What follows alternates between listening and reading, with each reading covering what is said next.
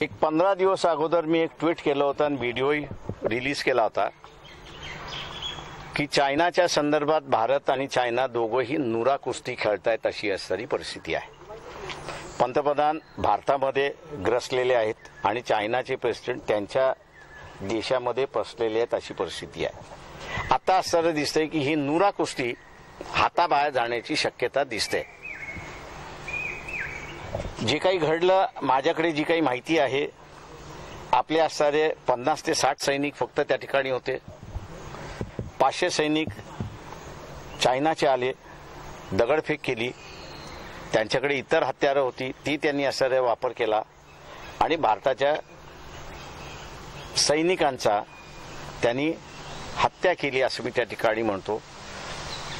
आणि दोन्ही देशांमधला असणारा तणाव वाढलाय अशी असणारी परिस्थिती आहे। आम्ही नेमकं प्राईम मिनिस्टरला असं विचारतोय की अजून प्राईम मिनिस्टर याच्यावरती स्टेटमेंट का करत नाहीयेत। एवढी गंभीर बाब आहे, प्राईम मिनिस्टरनी जर 2 दिवसामध्ये स्टेटमेंट केलं नाही ते याच्या पाठीमागचं खरं कारण काय आहे ते आम्ही लोकांसमोर आणल्याशिवाय राहणार नाही। प्राईम मिनिस्टरनी हे समजू नये की पार्लमेंटमध्ये त्यांना असणारी मेजॉरिटी मिळाली म्हणून ते असणारे या देशाचे राजे झालेत, मनाप्रमाणे वागतील आणि मनाप्रमाणे असणारे या ठिकाणी राज्य करतील असं नाही। कळत नसेल तर त्यांनी दुसऱ्याला विचारून घेतलं पाहिजे, समजून घेतलं पाहिजे, कारण का हा जिओ पॉलिटिकल इश्यू तिथला आहे आणि हा जिओ पॉलिटिकल इश्यू जर प्राईम मिनिस्टरला कळत नसेल तर माझ्या अंदाजानं त्यांनी समजून घेतलं पाहिजे। उगीच कोणाशी तरी मैत्री करायची आणि उगीच कोणाशी तरी असणारं दुश्मनी करायचं आणि त्याच्यामध्ये सैन्याचा बळी द्यायचा हा जो खेळ चाललेला आहे हा खेळ थांबला पाहिजे अशी विनंती भारत सरकारला मी या ठिकाणी करतोय। Thank you sir. ॲडिशनल सेशन जज समोर अँटिसिपेटरी बेलचा ॲप्लिकेशन ज्यावेळेस गेला त्या ह्याच्यामध्ये कुठेही असं मेन्शन केलेलं नाही, उल्लेख केलेला नाही की सुसाईड कमिट करण्याच्या असणाऱ्या परिस्थितीमध्ये अरविंद बनसोड होते असं कुठेही उल्लेख केलेला नाही। हा पहिल्यांदा असणारा लूपहोल्स आहे। दुसरं जे आहे, पोलीस ज्याला मेन विटनेस करायला बघतात आहेत राऊत, हा वारंवार असणारा आपलं स्वतःचं स्टेटमेंट बदलतोय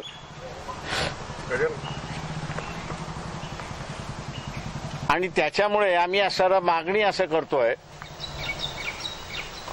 की त्याला आरोपी म्हणून असणारा ट्रीट करण्यात यावं।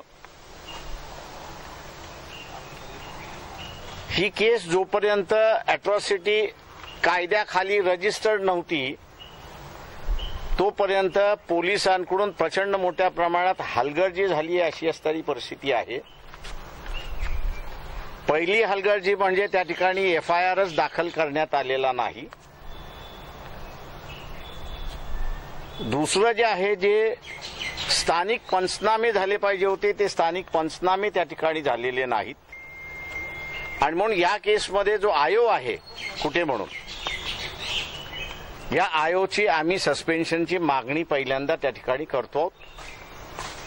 सरकारने चौकशी बसवली पाहिजे। चौकशी बसवून पोलिसला पहिल्यांदा किती वाजता कळलं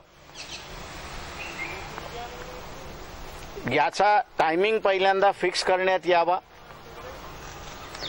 आणि त्याच क्षणाला FIR का दाखल झाला नाही याची चौकशी करून जर आयोग दोषी असेल तर त्याला सर्व्हिसमधनं डिसमिस केली पाहिजे ही आम्ही मागणी त्या ठिकाणी करतोय। अॅट्रॉसिटी ऍक्ट झाल्यानंतर ही केस SDOP कडे गेली, म्हणजे डेप्युटी पोलीस सुप्रिंटेंडंटकडे असणारे गेली।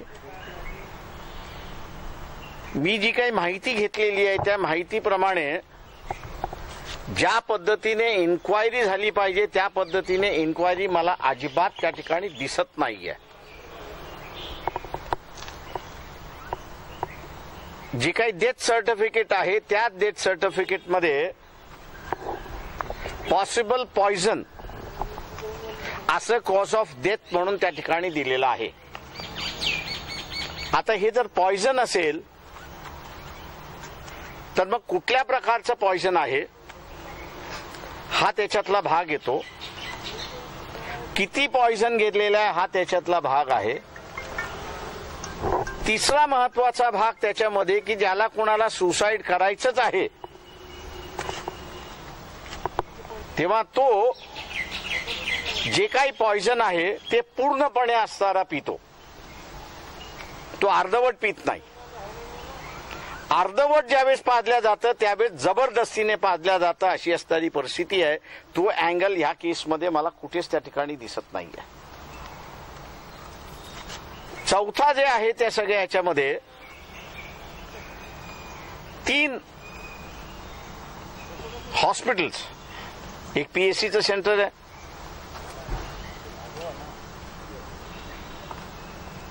एक असणारं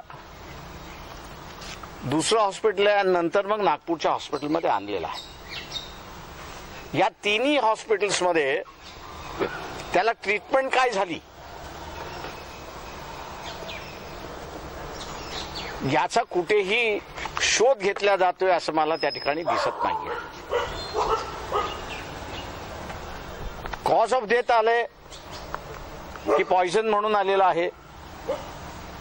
त्याच्यामुळे पीएससी मध्ये त्यांना काय देण्यात आलं, त्याच्यानंतर दुसऱ्या हॉस्पिटलमध्ये घेऊन गेले तिथे काही देण्यात आलेलं आहे का, ट्रीटमेंट करण्यात आलेली आहे का, आणि नागपूरमध्ये आल्यानंतर नागपूरमध्ये काय ट्रीटमेंट दिलेली आहे याची मला कुठेच चौकशी त्या ठिकाणी दिसत नाही अशी परिस्थिती आहे. पॉइझन ज्यावेळेस दिल्या जातं त्यावेळेस माझ्या माहितीप्रमाणे जे काय लिगो मेडिकल नॉलेज माझं जेवढं आहे तेवढ्यांदा ह्याच्यामध्ये पहिल्यांदा बॉडी पूर्णपणे वॉश केल्या जाते. जे काही पॉइझन आहे ते काढण्याच्या दृष्टिकोनातून जो काही प्रयत्न केला जातो तो प्रयत्न इथं झाला की न झाला याची असणारी चौकशी. तुम्ही बाजूला कार्यक्रम सांगा. आम्ही खूप ठिकाणी फिरतो हॉस्पिटल्समध्ये वगैरे. तुम्ही राहू नका, रिस्क आहे. फालतू कशाला तुम्ही रिस्क घेता.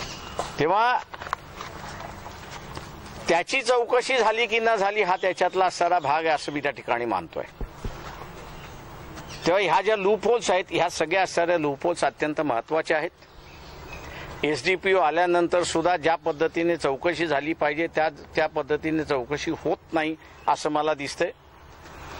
इन्क्वायरीच्या संदर्भात आम्ही असणारं समाधानी नाहीत आणि म्हणून आम्ही पुन्हा रिट्रीट करतोय की ही केस सीबीआयकडे देण्यात यावी. याचं कारण की 2 मंत्री दबाव टाकण्याच्या मार्गावरती आहेत. धनादेश जो काही द्यायचा आहे तो अॅट्रॉसिटीच्या कायद्या अंतर्गतच दिला जातो. 5 किंवा 8 लाखाची मदत त्या ठिकाणी केल्या जाते, पण त्याच्यातली अॅट्रॉसिटी ऍक्ट कायदा लागल्या 75% रक्कम त्या ठिकाणी अदा केली पाहिजे. आता ही 75% रक्कम 5 लाखाच्या हिशेबाने आपण असताना धरली तर 3,75,000 होते अशी असणारी परिस्थिती आहे. पण मला जो काही धनादेश दाखवण्यात आलेला आहे चेक म्हणून तो असणारा 1 लाख रुपयाचा फक्त त्या ठिकाणी देण्यात आलेला आहे. तेव्हा हा धनादेश अॅट्रॉसिटीच्या कायद्याप्रमाणे दिलाय का तर मी असं म्हणेन नाही. मंत्री ज्यावेळेस उपस्थित आहेत त्यावेळेस मंत्र्यांचा इंटरेस्ट आहे त्या कुटुंबाला दबावामध्ये घेण्याचा, दबाव टाकण्याचा, आणि म्हणून ह्या दोन्ही मंत्र्यांचा मी असणारा निषेध करतोय की अशा वेळेस त्यांनी उपस्थित राहता कामा नये. कारण का एका मंत्र्याचा असणारा नातेवाईक ह्याच्यामध्ये इन्व्हॉल्व्ह आहे असं त्या ठिकाणी म्हटलं जातं. एक असणारा नितीन राऊत आहेत आणि दुसरा असणारा देशमुख साहेब आहेत. हे दोन्ही त्या ठिकाणी असणारा उपस्थित होते. अशा वेळेस त्यांनी उपस्थित राहू नये अशी संकेत आहेत, पण ते उपस्थित राहून प्रेशराईज करतात आहेत असं मी त्या ठिकाणी म्हणतोय. आणि म्हणून ही केस महाराष्ट्र राज्याने सीबीआयकडे द्यावी अशी आम्ही विनंती करतोय, मागणीही करतोय. हे 2 मंत्री नेमकं कुणाला प्रेशराईज करतात असं तुम्हाला म्हणायचं आहे? म्हणजे भावाला आणि वडिलांना. काका हे 2च मेन आरोपी, 2च मेन साक्षीदार त्या ठिकाणी होऊ शकतात. थँक्यू. थँक्यू.